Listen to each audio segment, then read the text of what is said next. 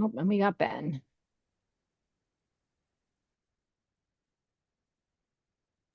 We've got quorum. Great. Excellent.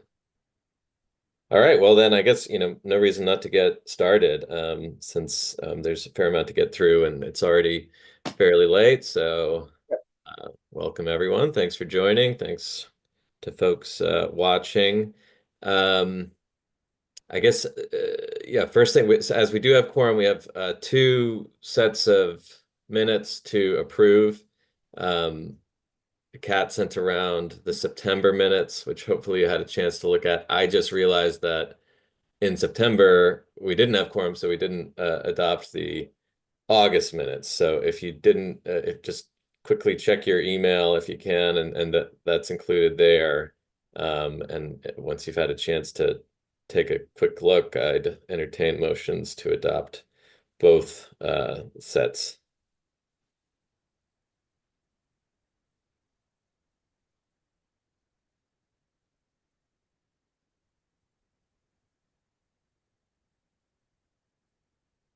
Let me know if you didn't get the August, and we can, I don't know, maybe post it or something or share it.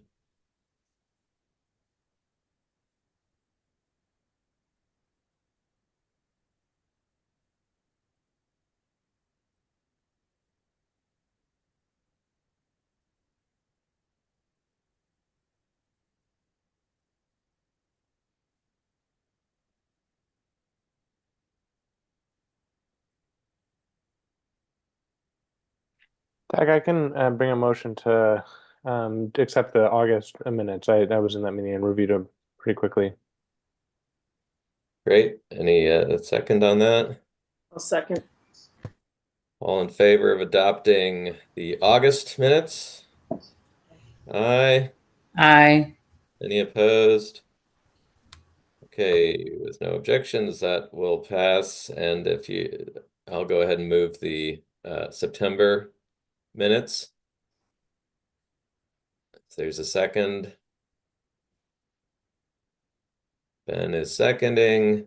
All in favor of adopting those? Aye. Any opposed? Any abstentions? Should have asked that before as well. But both are adopted unanimously. All right. It's amazing what you can do with a quorum. So moving on, I think the next item. Oh, well, as always, if there's any subcommittee, reports from folks on subcommittees, we'll take a minute to chat about that. I didn't check ahead of time, so I'm not sure if there's anything to discuss from visioning or fundraising or governance, I think is the third committee we have. Yeah, Tag, from the visioning, I would say they've done. I mean, the focus is obviously in the past couple months on getting through the, as you all know, sort of getting through the candidates for the permanent position. Not much has happened on the visioning side at this point. That's great. I know you mentioned. I should. So, I mean, somewhat apropos, I probably should have included this on the agenda just to update folks who weren't on the meeting. We did meet with the group from Falcon, the consultancy that DOC has engaged to examine the use of segregation in DOC. I thought that was fairly, useful, productive meeting, and we'll try to, keep tabs on the report that they're putting together. I see Attorney Ward has joined us. I think you also met with them. Is that right, Juan? We scheduled. You went in and out. Sorry. I said we scheduled the meeting, but we haven't had the chance to meet. Okay, yeah. So they may be still at work, but yeah, we'll keep posted on their progress and ways that we can both help shape it and help implement their recommendations. But that triggered that recollection, Ben. So thank you.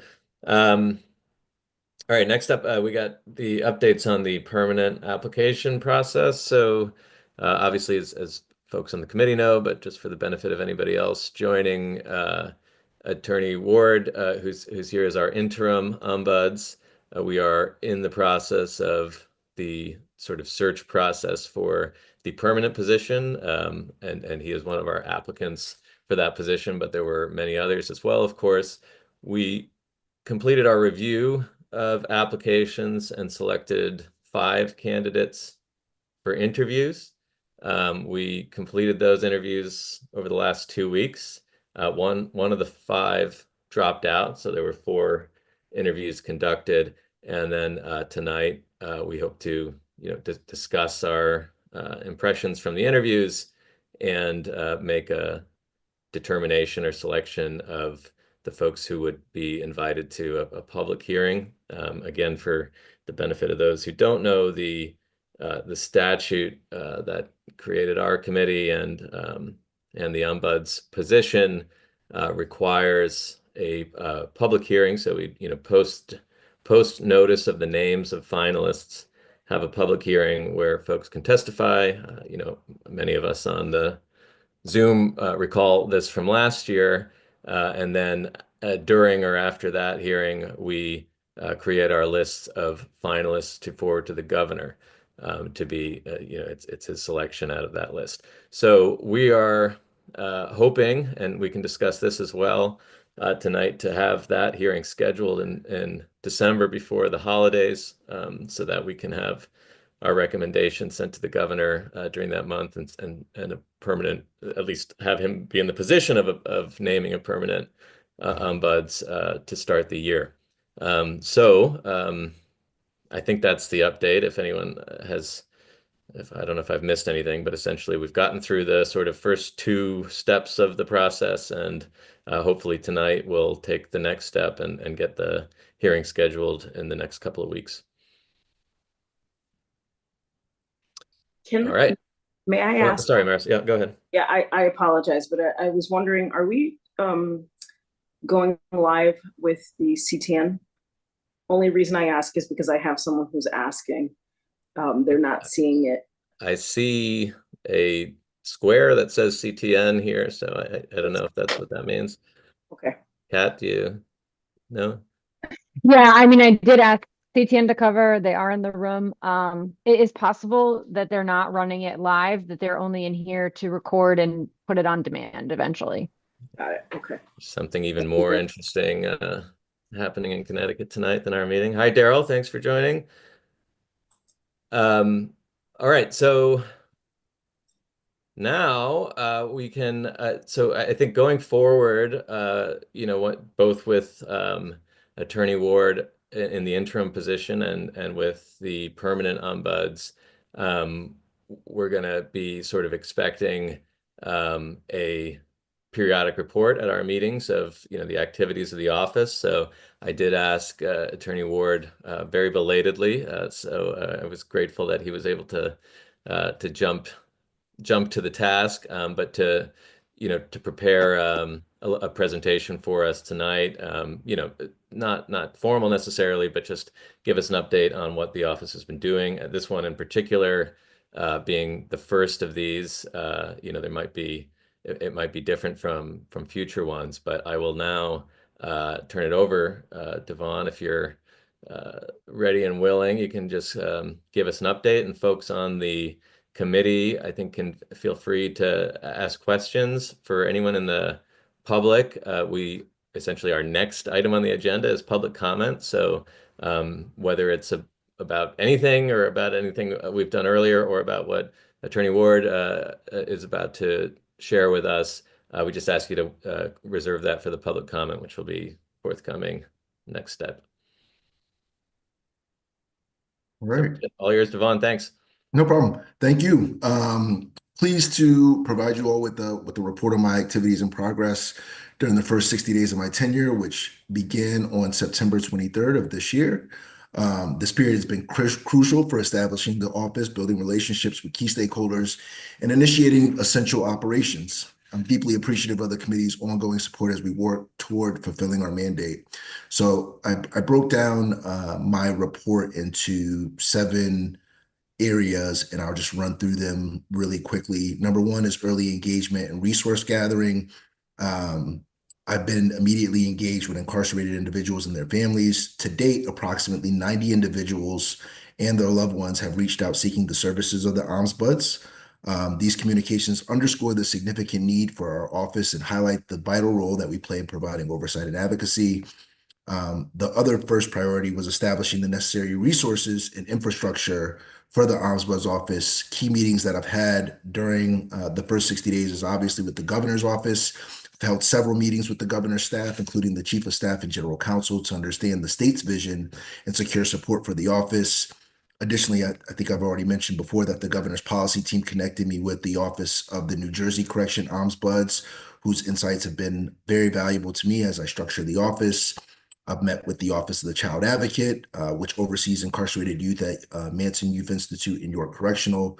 Their guidance on coordinating facility inspections and developing comprehensive reports will help my office in the oversight functions. And I've also met with OPM, the Office of Policy and Management, which is the governor's staff arm.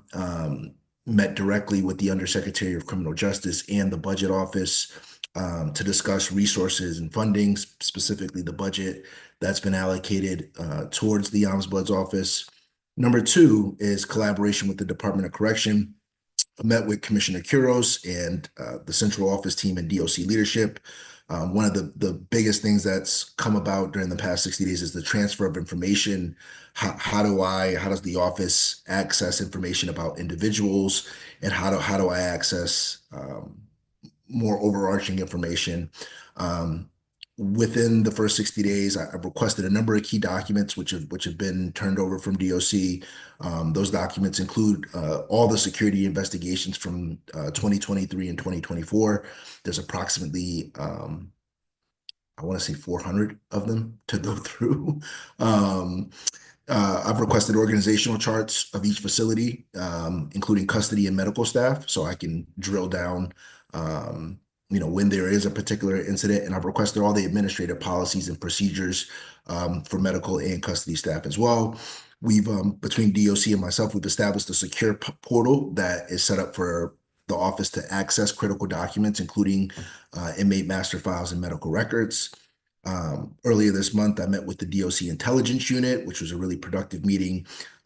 They were able to detail to me the plan, a pretty comprehensive plan, but one of the things that developed out of that meeting was they noted the ability to create a toll-free line within each facility that would enable individuals in those facilities to contact the Ombudsman's office directly and securely without cost. So very excited about bringing that online. Additionally, they were able to share with me that the tablets that folks who are incarcerated use can be used to disseminate information about the services that our office provides. And so really looking forward to working with them on that endeavor. I also met with, in the wake of the hunger strike at McDougal, met with the food service unit. We discussed the food service options with the DOC, and it's an ongoing conversation, looking to engage with them a lot more, but did learn a lot of insights about how the food that the folks have in DOC comes there. It was a very enlightening conversation. The third kind of major bullet point was the engagement with the incarcerated individuals at McDougal Walker. Within a couple of days of my start date, I met 3 times with a group of folks who were at McDougal Walker who had initiated a hunger strike, worked with those individuals to address their concerns, engaged in dialogue with them and as well as DOC leadership, and was able to work with them to resolve some of the issues that they had, and it resulted in them agreeing to end their hunger strike. This was a positive outcome. It helped de-escalate what was a potentially volatile situation, but also reinforced how the Ombudsman's office can be helpful in ensuring humane treatment of incarcerated individuals. During that process, I also appeared in my capacity as an attorney, but also as Ombudsman, concerning the force feeding of one of those hunger strikers, to try to prevent the injunction from that DOC had asked for to force feed one of those individuals. The injunction was ultimately withdrew because we were able to reach an agreement. Number 4 is the public engagement and media coverage. as part of ongoing efforts to raise awareness about the Ombudsman's office and issues facing incarcerated individuals. I participated in a couple interviews, one with CT NPR or Connecticut Public Radio. That was subsequently featured in CT Mirror and a couple other publications. But the interview really discussed the mission of the Ombudsman's role, discussed the work that I'm doing and the office is continuing to do, which was a welcomed opportunity to talk about kind of my vision in the office. Couple recent developments, recent developments on the office operations side. On November 12th, the office received its first shipment of essential office supplies, which include envelopes, postage. These supplies are crucial in being able to communicate with folks who are incarcerated and their families. As I mentioned before, happy to report we have an office space fully furnished at 55 Farmington Avenue. It's complete with about 8 workstations. So as our office continues to grow, we'll be well situated in that regard.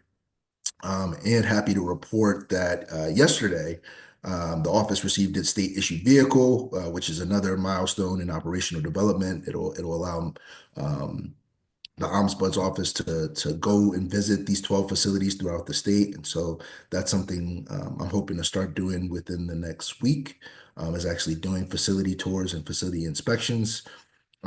Number 6 is engagement with advocacy and allied organizations.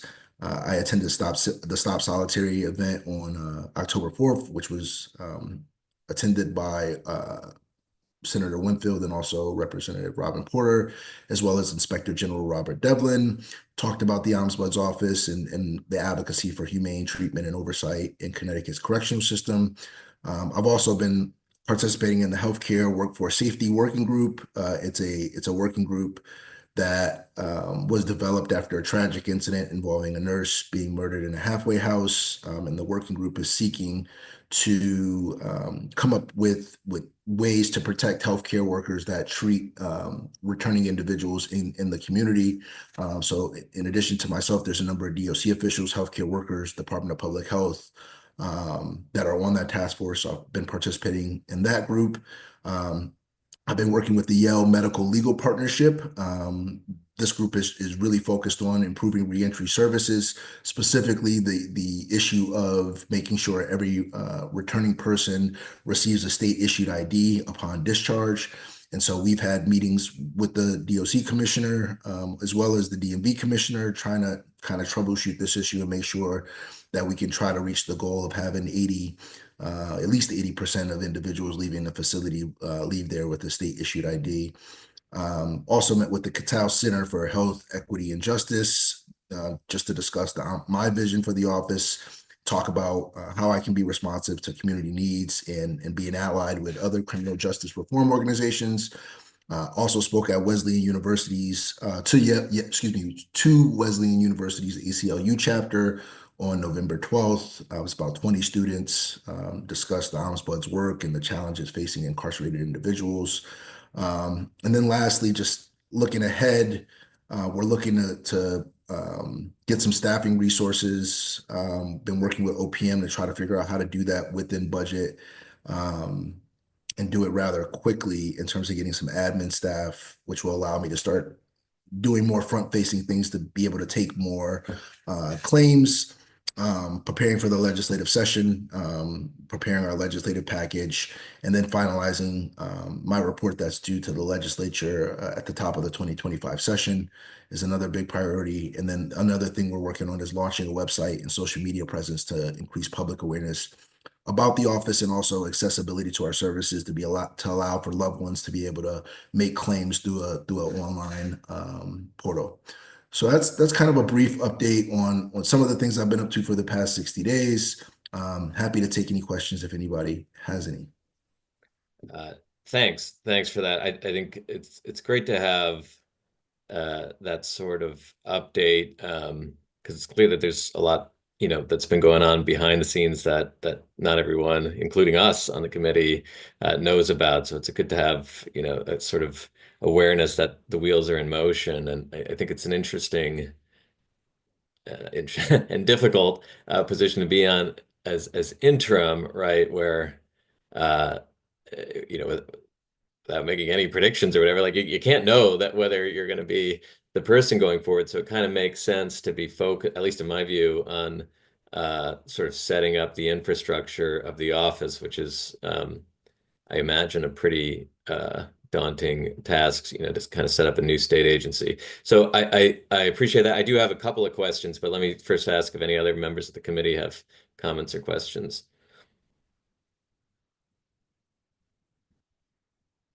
So, I mean, jump in later as well if anything occurs to you. I think I'm kind of most interested in the next steps. But first, is there any other employee in the office at the moment? No, it's just me. Okay. And I gather there's sort of hoops to jump through in hiring, or do you have a Yeah, sense yet of when you might be able to even just have an assistant or yeah. So I met with OPM and we're kind of exploring a couple of different solutions. One of the solutions that seems the most feasible is hiring a retired temporary worker. These are folks who were in state service, have retired, so they're able to come back and work for about almost half a year, so part-time. But what it allows you to do is they're temporary, so you know they're there. They can get the office up and running. They obviously have some institutional knowledge, having worked for the state for a number of years, but they're also not permanent in that if you know if something doesn't work out, there's some flexibility to be able to you know move on. And so it's also cost effective too because they're part-time. And so I think that's the option that jumps out that I'm probably going to pursue is trying to get two admins through or at least one admin to start through that process.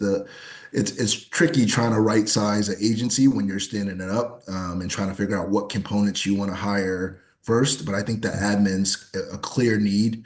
And I think OPM's in agreement with that. So an admin is something, you know, we're probably looking to hire. In terms of more longer term positions like an associate ombuds, that's something that may take a bit longer because it's essentially a new job classification for the state. So then we'll have to create the job classification, which isn't terribly difficult because they have the ombuds classification that you all worked so hard to create. So I can take from that, but then they'll have to be posted for a period of time, and then there's a hiring process, onboarding process, so that takes a little bit longer. But we're working through all those solutions. The other consideration is we got to stay within budget. The office has roughly 200, I want to say maybe $230,000 that has to last the office until July. I can also share with you all that in the governor's proposed budget as it stands, the office is flat funded. So I plan to submit a supplemental to ask for more funding, but it's a you know obviously the timing of when I started and when they started the budget talks, it obviously didn't line up, and so you know they welcomed me to submit a supplemental to try to get more funding in the budget. But as right now, it's flat funded. And just to say, you know, I don't think that's unique to the Ombudsman's office. You know, if you all read in the paper, many of the agencies across the state are being flat funded this year as the state tries to stay within those fiscal guardrails. So yeah, I mean, except I appreciate that, but it's as I imagine you agree, the problem here is that we were underfunded, for drastically sure, underfunded to begin with.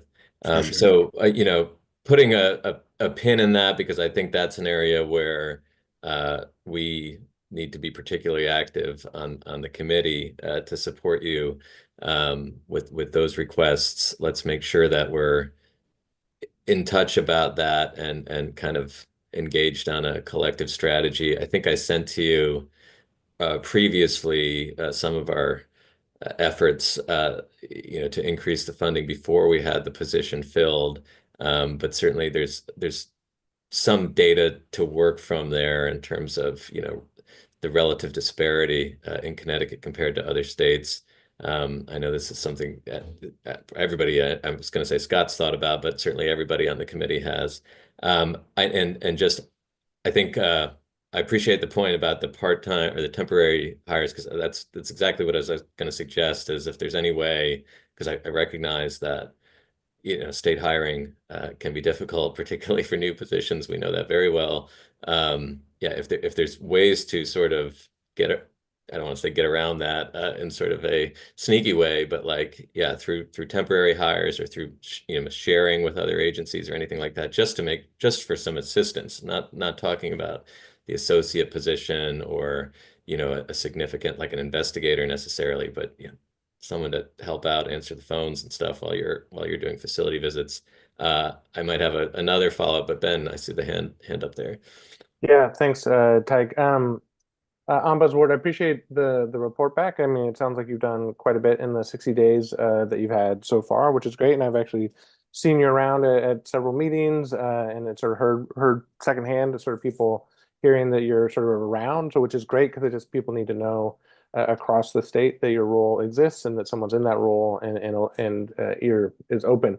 I do want to sort of ask, just to get it sort of like kind of on the record in this meeting. You said how many claims have you kind of like how many claims have you received? How many have you like dealt with actively? How many do you have? And also, do you have a system so that everyone who like reaches out to your office knows that they like someone's on the other side, like that their sort of question is being processed or answered? Just Yeah. want to get a sense of that type of workload so far.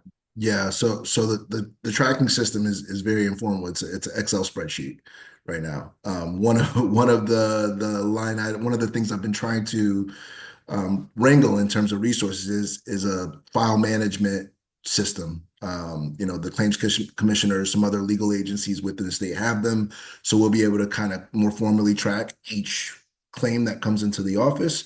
But right now it's just an Excel spreadsheet. And so on the spreadsheet, as of right now, it's roughly 90 or so claims. Out of those 90, I would say maybe a third of those folks I've actually reached out to. Some of those 90, I would say maybe 15 or so were more so comments when I first came in, things that folks reaching out to the office, heard it was open, wanted to, tell me something.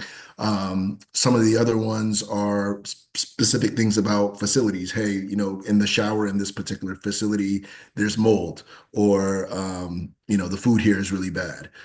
Things that are more longer term. The way I've been trying to prioritize the claims that have come in are prioritizing health or medical needs, things that, for instance, someone, hey, I have an ADA issue where, I'm in my cell and I'm a paraplegic and I need a particular thing in my cell that I'm not getting, or I got transferred from a facility and I have a particular medical need and this new facility is not accommodating that, or a prescription, or even a medical surgery. Those are things I've tried to prioritize because they're actionable.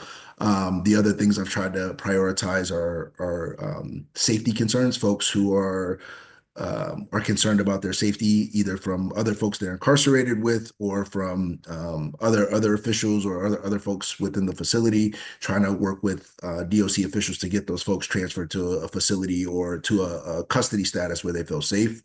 So I've tried to prioritize kind of the more actionable things that are kind of like immediate. Some of the stuff is things that are like long term, things like the quality of food or an inspection in a particular facility, and some things are just not actionable at all.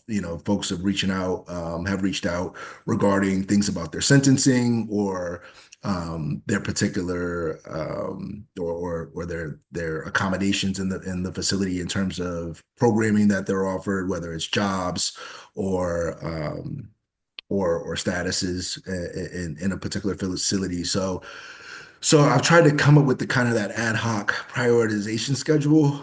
So I cannot say that I've responded to every single of the 90 that I've gotten in. I just got the envelopes and postage on the 12th. So and then I was out of the office on the Thursday and Friday of that week. So trying to catch up on my mail and trying to at least get a written response back to some of these folks. And I'm hoping to catch up a little bit over the holiday. But that is a concern of mine, as well as is the goal. The standard is I would like to get the office to a point whenever somebody reaches out to get them a letter back and say, hey, we've received your claim. We're looking into it, or, hey, we received this. This is not something that this is in the jurisdiction of the office. These are some other resources. But yeah, that's a goal of mine. But we haven't been able to operationalize it, as well as we'd like to, moving forward. Awesome, thanks. I mean, the only other follow-up question I had, it sounds like you were able to visit McDougal. I just get a sense of how many facilities that you've been able to visit to date, and I think I know the answer to how the DOC has been responsive to allowing visits. Yeah. Yeah. So I've only been in two facilities, in my ombudsman capacity. As a private attorney, I've visited every facility in the state. But since I've started in this role, I've only been to McDougal and Corrigan. And the real reason why is because those two facilities have had incidences that have, I think have required me to drive my personal vehicle there and meet with folks, particularly the hunger strike. And then, in Corrigan, there was a situation with an individual, that I believe warranted me to go out and actually meet with the person. So those are the only two facilities I've been to so far. But as I mentioned, I'm looking to do some facility tours. Those will probably start later this week. Probably going to kick it off in McDougal. I will say, out of the 90 or so complaints, the majority of them are coming out of McDougal. I'm not sure whether that's because of the conditions in that particular facility, or it's because I was up there, very early on with the hunger strikers, and the word has gotten out in that facility that, I've been responsive to things. And so whatever the reason is, I think McDougal is going to be probably where I start. McDougal and Walker are going to be where I start, hopefully, this upcoming weekend. And in terms of DOC, I know I'm charged with doing oversight, but I will say, they've been very collaborative partners. Whenever I ask for something, DOC sends it over in pretty short order. If I need to talk to a particular incarcerated individual, they usually make it happen within 24 hours. If I've ever needed to go in a facility, they're very accommodating. And I anticipate that to be the case moving forward. I'm meeting with the commissioner again next week, just to kind of get an update on, he wants to get an update on how things are going. But there hasn't been any pushback from them in terms of either getting me in facilities or getting me documents. To when I asked for those security division investigations, that was a significant undertaking, but they got it to me in about 30 days, every single security division investigation for 2 years straight. And so I will say, DOC has been very cooperative in my time so far. Awesome, thanks for that. Scott, go ahead. Hello, Attorney Ward. Happy Hey. Thanksgiving. Twofold question. You mentioned earlier about kind of a legislative proposals that you seek to put forward. Could you kind of walk us through your thought process on what that could look like? And in addition to that, you also mentioned your engagement with New Jersey Ombudsman's office. And can you inform us of what you learned there? Sure. So the legislative stuff, it's some of it's cleanup, some of it's stuff that I have in mind. I don't want to put it out yet because I haven't floated it with the governor's office yet. But some of the stuff is really legislative cleanup, like, and it dovetails with your next question. When I was talking to New Jersey, in New Jersey statute, it explicitly says that the Ombudsman has permission to do announced and unannounced facility inspections. Now, that said, DOC hasn't given me any pushback whenever I show up to a particular facility. And I think that's largely, because of the current commissioner, but it could absolutely change where I'm not the ombudsman anymore, and Commissioner Quiros is no longer the commissioner, and that may not be the case. And so I'd like to get that enumerated in statute, that the ombudsman is allowed to do facility inspections, announced and unannounced. But a lot of it is cleanup.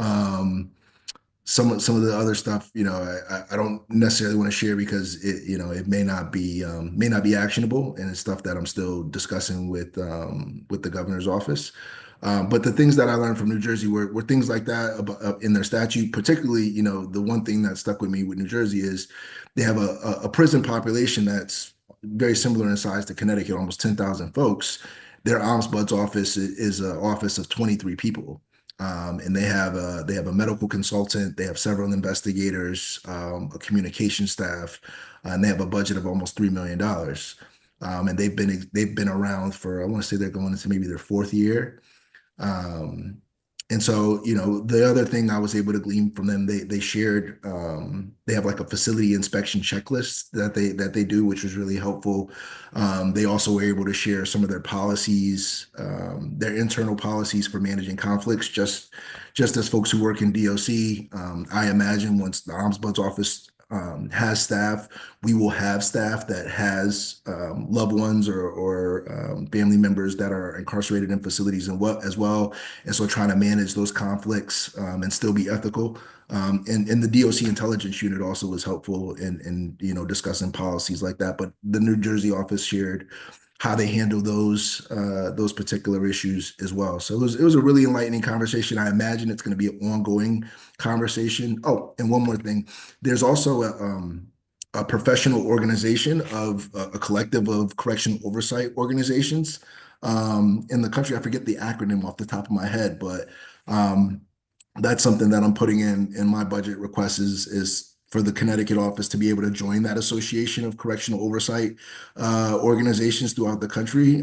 They do have an annual conference, but it's a great resource to share kind of information and best practices on how folks around the country are doing correctional oversight. So those were some of the big takeaways. Scott, you're still muted. I think you're muted. Yeah. Scott, you're still muted. I'm sorry. Yep. Sorry, There you go. I think you're referring to advocacy group called FAM that has created that organization. But kudos to you and I appreciate the fact that you have reached out to New Jersey, because I have said publicly in these meetings that this office is understaffed, and I think that you need resources. So thank you for doing what you're doing as a one-man show. Thank you. Just, Scott,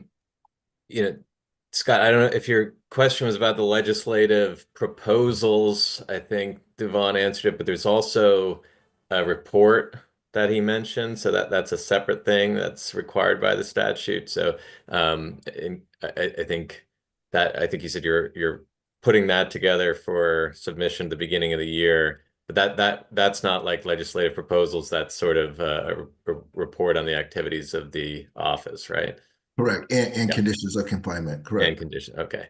Obviously, I don't think it's required, but I'm sure we would love to participate with you in the process of proposing reforms. So, as you're thinking through those, and I'm sure members of the committee will be making suggestions as well. But that's certainly something we're eager to participate in when we can move beyond the permanent hiring phase of the committee. So I invite other questions from the committee. I would just say, notwithstanding my statement that I think it makes sense to be, focused on setting up the office. I do appreciate, for the next steps, the importance of prioritizing, getting the word out. I think you may be right that the number of communications from McDougall corresponds in some way with the awareness of the office being open. And so we want to make sure that that word gets out to everyone. I know you and I talked about this previously, but kind of all manner of notice, I think, should be considered. You mentioned the tablets. It's great that you're already working on that, since a large number of the population have the tablets, but of course, sometimes people are without them if they're in segregation. So you need to, kind of separately make sure there's notice provided there.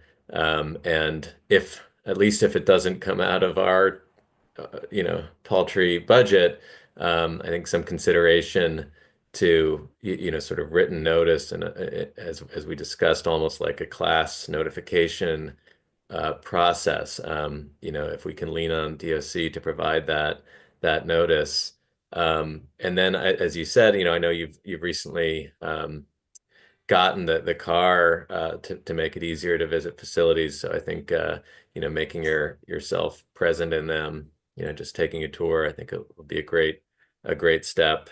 And then I think this does depend in part on getting that assistant, but I think it's really important, and I think I'm sure you agree, to make sure that when a complaint or any correspondence is received by the office, that there's an acknowledgement of that, even if it's not we've solved your problem, it's we've heard it, and we're looking into it. So I think that those would probably be my top 3 priorities going forward, but I definitely appreciate all the progress already made. And I see Marcel's got a hand up, so I'll mute for a minute since there's a violin practice happening in the background here. So, Attorney Ward, I'm appreciative of the report you provided, but one of the concerns I have, and I'm hoping this will be a priority, seeing that we have more male facilities and only one female facility, hoping that there will be a priority and special care and emphasis on the female facility, given the recent news information that has come out of the female facility in terms of we'll go with assault and sexual inappropriateness at the facility. So I'm just hoping that there will be special attention paid to the female facility and special care specifically to that. Understood. Any other comments or questions from the committee? The next item would be public comment, and there may be additional questions or comments directed at Attorney Ward, but I'll just make sure there's nothing else from the committee. And then I just want, before we open it up, we plan to go into executive session. So we'd love to be able to do that, not before too long, since it's almost 9. B, when we do, I think, Kat can maybe clarify. I think that means everybody else gets bumped off. You're welcome to come back, but really after executive session, we'll just be coming back in to adjourn. So I think, if I were you, I'd go do something else at that point, but you're welcome to stay nearby, but we won't be doing anything else after executive session. So I don't know exactly, Kat, are you calling on folks, or should I?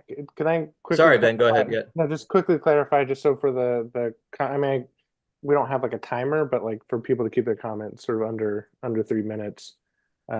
Right. This is kind of where we should shoot for. Yeah, I think it's typically 2. I don't know if it's like a hard and fast rule, but yeah. Whatever, just to lay out. We have work to do, so we'd love it if we can get to it before too long. I see 3 hands up. I don't, so am I calling on people, Kat?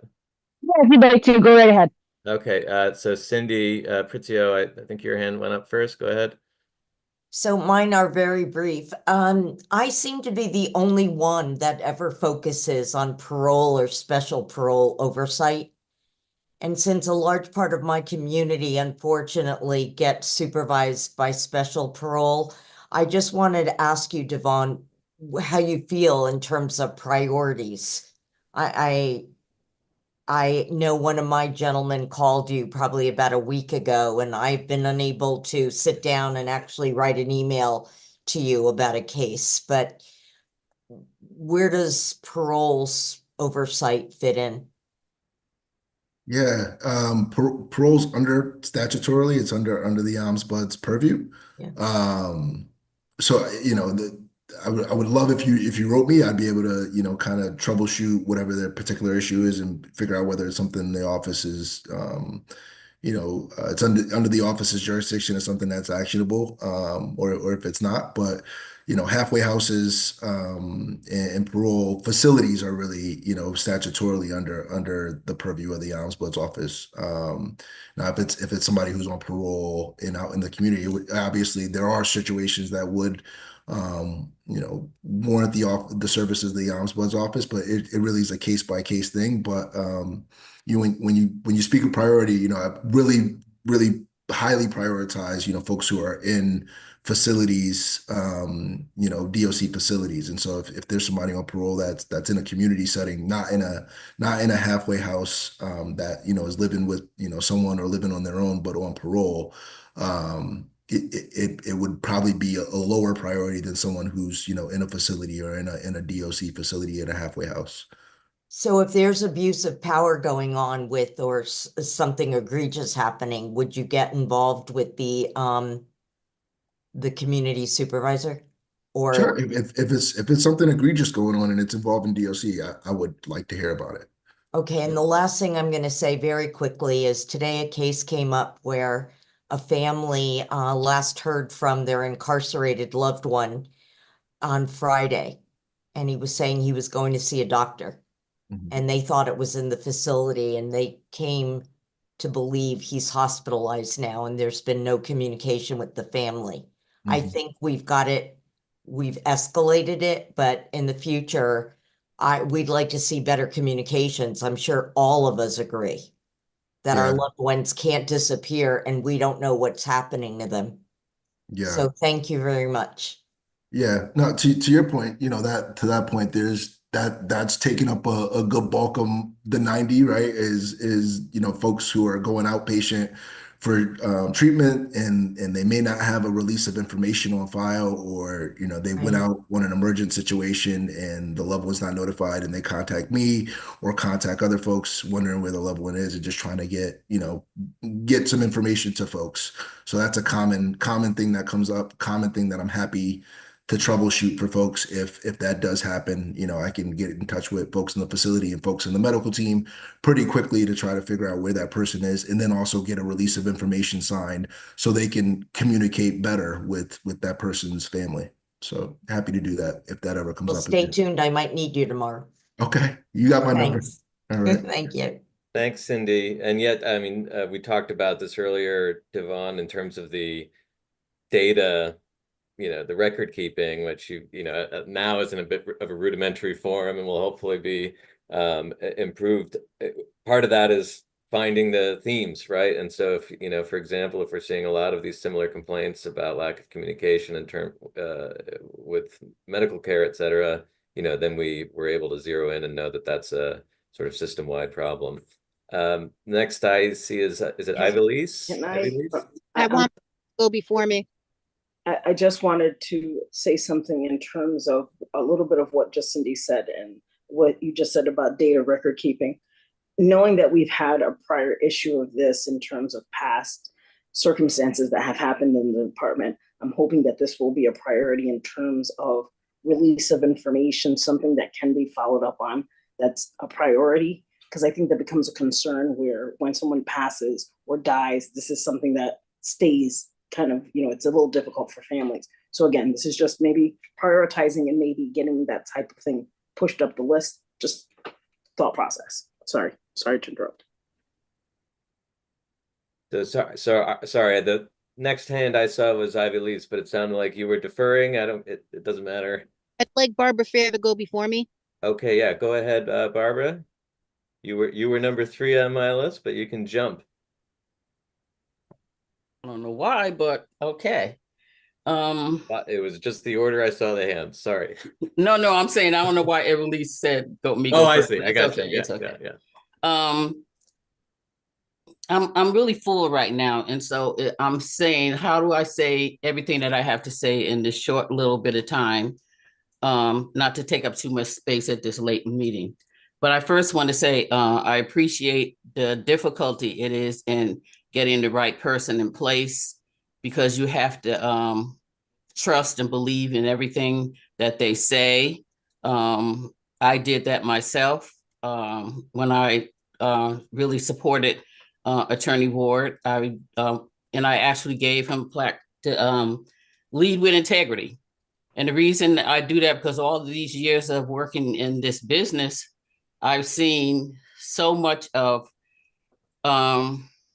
people being hired into positions to do this very important work. And and falling down on the job. And what support further supported that was a article that I just read recently, where there was a Knobs Buds for the youth, and he was paid $147,000 a year, and he was supposed to, do all these visits and tours and put in all these reports, and come to find out, he hasn't done any of that. And I think he only gave maybe one report in all the years that he's been our buzz person.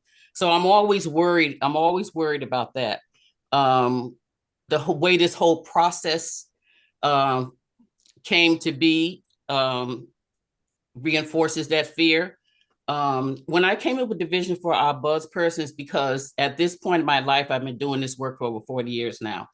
And I'm getting to the place where the work is becoming overwhelming, because once people inside know that somebody cared, then everybody's pulling on you.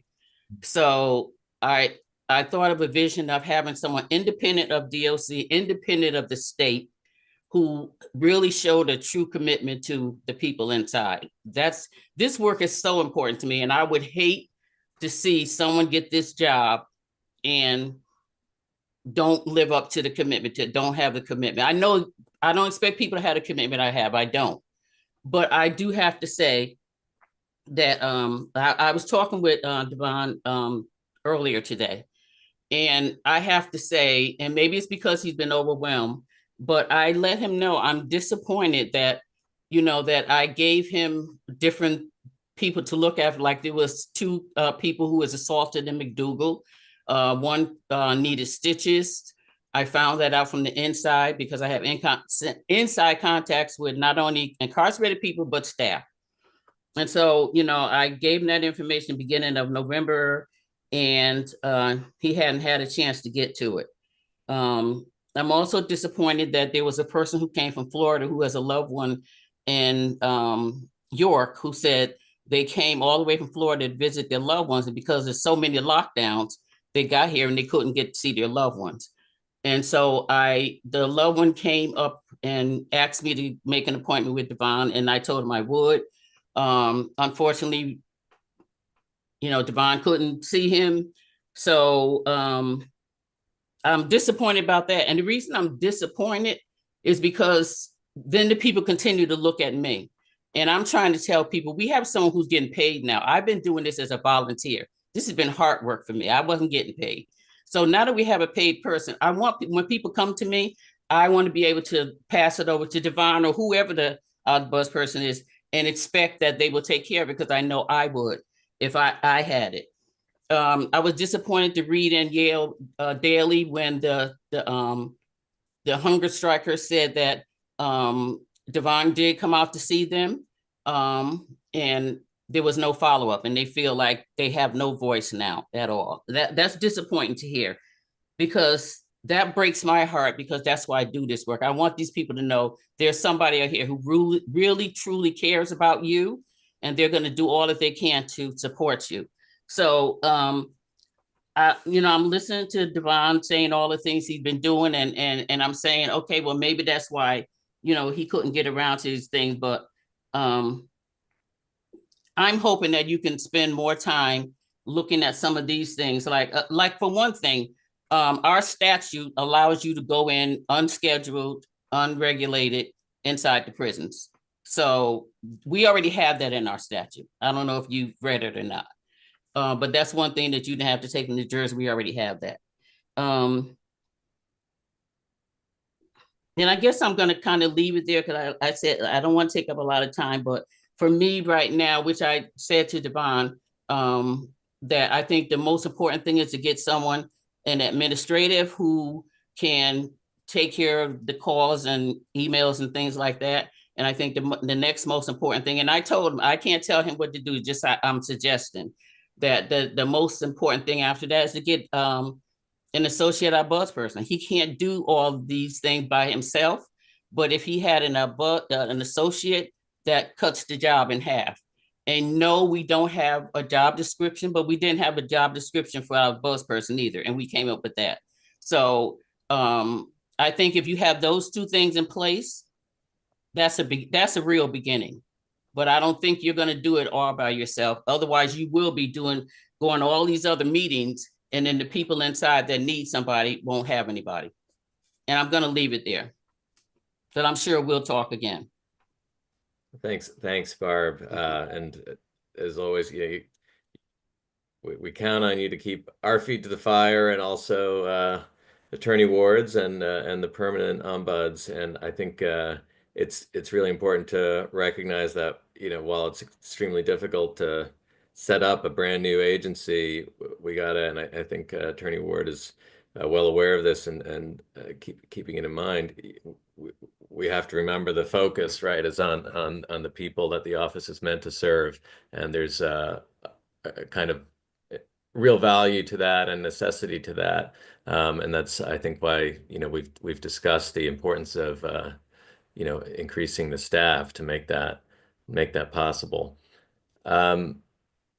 So I Elise, your hand is down now. Would you Yes, I would like to speak. go ahead? So, just wanted to echo everything Barbara said. Also, just needed to point out some specifics. Some of the hunger strikers are just getting their privileges back recently. So one of them was on loss of commissary for 60 days. And he just got his tablet back. So he did reach out to me. I believe Cheshire CI is still on lockdown every Wednesday, which is announced on the website. So they do lockdown every week for some reason. Sorry, did you say is not announced on the website, or? Announced on the website. So if you go for a visit, as per the website, there's visits that, if you sign up by Sorry. Can we mute? Okay, thank you. Great. Go ahead. Sorry. Yep. So there's Wednesday, and there's also a lockdown schedule that kind of corresponds with football games. So I know it's football season, but it seems like most of the season, a lot of their lockdowns have happened during football games. So I just that's not only Cheshire CI, but McDougal and many others. And they say that they're understaffed. So there's been, flagrant violations of the Protect Act. And inmates incarcerated peoples are not getting the required amount of time, their legally required amount of time. There's also no clean drinking water in Osborne. So I wanted to know if something was going to be done about that. And I believe there were health incidents in Cheshire, Osborne, and HCC this past summer due to lack of air conditioning. So I was hoping that the ombudsperson does deal with those, especially with the need for drinking water in the facilities over in Summers and Enfield, because that seems to be a problem for inmates. So thank you for that. Yeah. So there was a beating over the beginning of the fall, end of the summer, of a mentally ill inmate. There seems to be an overuse of mace, and as soon as they do mace the inmates, it seems like this is common practice. They'll put a spit bag over their head without even decontaminating them. And that's caused several suffocations and fatalities. Luckily, this inmate was able to live to tell their story, but if the ombudsperson would be able to, maybe tell these guards that they're legally supposed to be de-escalating now, that'd be great. Thank you. Thank you. I think it was Nancy I had seen next, and then Jay Anthony. And just again, we'd love to hear what you have to say, but just please keep in mind we're trying to move into executive session to move business along. But go ahead, Nancy. Yeah, thank you very much. I've got a few quick things. I certainly echo what Evelyn said about Osborne. For example, I'm probably in touch with a dozen people at Osborne who continually write to me about how horrible it is they have to drink water that they know isn't clean, isn't safe, is hazardous to their health. So it seems like that should be a real priority to get to Osborne and see what can be done about that. I mean, it's just people don't feel, they continually say that the dogs there are treated better than they are. And nobody would be forced to drink water that's contaminated like that. I have a suggestion for Attorney Ward. I know a lot because I interact with so many people, well over nearly 150. If you were to use, Attorney Ward, the tablets and give a general survey so that anyone who's incarcerated who wants to respond and tell you what are the biggest priorities, I think that would help a lot, both in your doing your job and in creating your report about what the main issues are. So I'll leave that for you to think about. And then another thing that's really concerned me, I've been watching in particular 4 cases of people I've been communicating with over the last year, and all 4 of them have been the victims of excessive use of force, which in every case, 3 out of 4 were in Corrigan, where we have the case that's now before the news of a year ago, excessive, and everyone, I don't know, I say everyone seems to know that this happens particularly at Corrigan. But I gave you, I believe I communicated with you about all 4 of these individuals who were all, their cases of retaliation for speaking out for, about their rights and violations of those rights of themselves and their peers. And they've been retaliated against. And a couple of them, this was recent, and with one of them, it continues to happen. And another one has said that he was put back in the facility where the retaliation happened in 2021, that he still has a lawsuit over, and that he was recently put back there. And I think I know I communicated with you about them, and I checked with the family tonight, and they still haven't heard back about that, and he feels his life is in danger. So I would ask that any time that you are made aware of somebody whose life seems to be in danger, or they believe it is, that would be a really high priority for you. And I guess I'd leave it at that, other than to please this whole advisory committee, Attorney Ward, put together some sort of campaign that will vigorously go after additional budget, because this is not going to work unless considerably more money and for staff is putting into this effort. How can we possibly succeed when we're like New Jersey and they have like 20 some people there? So thank you very much. Thank you. And yeah, I think obviously we all agree about the funding issue. I just note that that's definitely an area where everyone on the Zoom can help. Not that there's other areas where you can't, but so we'd reflect the same request when we're making this budget pitch, that members of the public put pressure not only on the governor, but on members of the legislature who, by my lights, have created this office without necessarily doing enough to ensure that it's successful. Jay Anthony is the next hand I see. Thank you. Actually, it's Joseph Anthony Roach. For Gotcha. whatever reason, it's not showing up as Roach. All right. Actually, I'm we call it a retired we call it deputy warden. Did 28 and a half years with the department and stuff like that. Just some quick things. For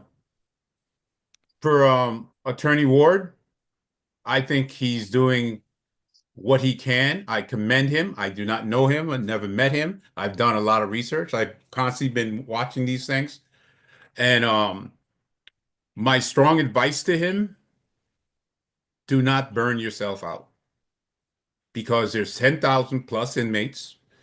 When I was there at McDougal, in fact, for a decent amount of years, there's 3 deputy wardens, and I was receiving, each of us was probably receiving between 40 and 90 requests about, you name it, hitting our desk. So it could be very overwhelming. I was probably one of the last people in the department that actually interacted and knew Mr. Buckwalter, who passed away last year. He was the last ombudsman. That's when the ombudsman was with the department for 35 years.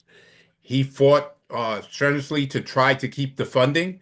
And one of the crazy things is that the funding back in 2009, I do believe it was around $300,000. And it's pretty sad that it's what, 200 and something thousand dollars now. Look how many years have passed. And that funding was removed from the General Assembly because of the budget issues and stuff like that. So the General Assembly and the governor could set up these things, but if it's not properly supported, it's a negative. I think the direction that the Mr. Ward is going is the right. You have to be able to interact with the department. Do they have problems? Yes. But overall, the majority of people go into the department and do what they're supposed to do and stuff like that. And you're speaking to someone who has family in law enforcement and family who, we'll call it, went down that wrong road. Thank God. They did their time and they're on the straight and narrow and stuff like that. So I've dealt with both issues. And I had, we'll call it, the police hand certain things to me in not in a very good way and stuff like that, lawsuits and everything like that. So basically what I say to him is I commend him on what he's doing. I commend you guys, but I will also say this to the committee. You guys have a lot more authority than you think you have. You honestly do have a lot more authority than you think you have. And I think you guys should try to exercise that. I would ask that you guys, 1, 2, 3 of you, would go into the facilities and see what's going on, just to get a feel of what is going on in the correctional facilities. By far, the majority of inmates who are incarcerated, by far, are there to do their time and stuff like that. And then there's others that, for one issue or another. I think when I was there, especially McDougal, New Haven, and at Bergen, the main driving issue was mental health issues. And that stemmed from all the facilities that they closed back in the day, medical issues. And also the other issue would have to be like preparing them for reentry. But one of the things that the General Assembly does not seem to understand, you can't want all these things and not fund it properly. And the ombudsman is a good example. They want certain things from the ombudsman, but it's 200, 400, a million probably is going to be little or none. And if you look at all the other ombudsmans across the country that are active, most of their budgets are in the million point and stuff like that. Buckwalter used to run train all the grievance coordinators. In my day, when I trained on him, 2 weeks of training for grievance coordinators. I don't believe they do that 2 weeks totally to get the people prepared to interact with the inmates to get those informations and stuff like that. But I think you should probably invite maybe the commissioner or someone to educate you on what goes on in corrections. Most people, once again, are doing what they're supposed to do. Are there some issues? There's some issues. But by far, I think this is the right direction, but it will not succeed properly if it's not properly funded. And as a taxpayer who don't believe in spending a lot of money, this is an area that we need to spend the money, especially in medical and mental health. If you don't pay them a proper amount of money, they're not going to come in. And I think that's one of the big issues. If you go on the job site, they're looking for nurses, everything like that. Who's going to give up a normal nursing job and go in corrections and have the possibility of being assaulted and stuff like that? And that is part of life when you go into corrections. Not that it happens all the time, but it's just something that bounces around your head. Anyway, I just wanted to bring that. And once again, you guys have a lot more power and influence than you think you have and stuff like that. They have given you a job to do something. I think you guys should do your best to assist Mr. Ward. I like everything he said. I liked every single thing he did. And I wish him the best on that. Thank you. Thank you very much, Mr. Roach. You have to be careful because I think we have an opening for corrections involved person on the committee. But yeah, I very much appreciate everyone's comments. At this point, I think we will. I'll take a motion to move into executive session. But again, before we do that, thank you to members of the public for joining us. Once we go into executive session, I honestly don't know if we move or you move, but I would say there's probably no reason to hang on since we'll just be adjourning when we come out. But thank you all and have a wonderful Thanksgiving. So with that, can I have a motion? And that goes for Attorney Ward as well. It'll just be members on the committee. So thank you, Attorney Ward. Happy Thanksgiving to everyone. Any motion to go into executive session? I make the motion for executive session. Second. I'll second that. Okay, all in favor? Aye. Any opposed? Okay, so we're momentarily move into executive session. Again, thank you all. Have a wonderful holiday.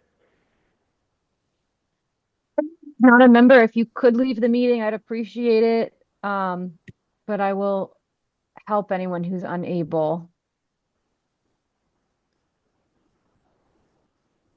Definitely got to make sure we get CTN out of here. So CTN knows to stop Okay. broadcast. Like, doesn't do as much good to remove individuals and be on TV. So I don't know who Diane Lewis is. Miss Lewis, I think you're the last person remaining. I'm sorry. Thank you. I can kick them out, but Yeah, why don't you just go ahead and they might just be chilling at home. I see Okay. Ben, Keisha, Ted, Andrew, Marisol, Scott, and myself. And I can. Thank you. You don't mind if I stick around? I'll